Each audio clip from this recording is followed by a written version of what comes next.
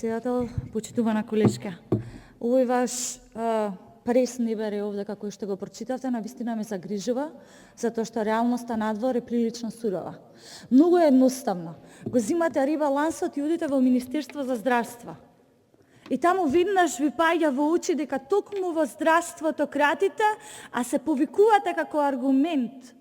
Го користите дека станува збор за пандемија и дека овој ребаланс е навистина потребен за спас од здравствената и економската криза. Кратите во амбулантите во руралните подрачја, кратите во изградба на нов клинички центар во Скопје и Штип, кратите во едукација на лекари и медицински персонал.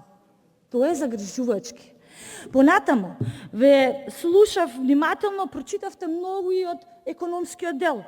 Податоци кои што за граѓаните, кои што се повеќе од 450.000 во Македонија и живеат во работна сиромаштијата, без малку не им значат ништо.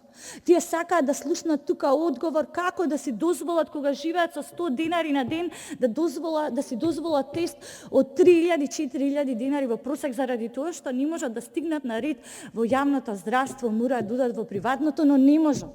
Со 100 денари на ден не можете да си дозволите за 4 члена семејство да набавите маски. Понатака, во однос на економските политики кои што ги чутавте, и пак ќе кажам овде во континуитет, тие ги повторувате, не баре како некоја расипана лента. Долг од плюс 2 милиарди евра. 4.000 евра го задолживте секое семејство во Македонија. Нови 4.000 евра. Повеќе од 4% е намален бројот на работници во индустријата. Парите се трошат, а инвестициите кои што ги најавувавте за во септември, замислете вашиот председател, се уште ги нема. Па ние се уште ги чекаме Facebook и Google. Овдека треба да бидеме реални и треба да излеземе во пресрет на граѓаните.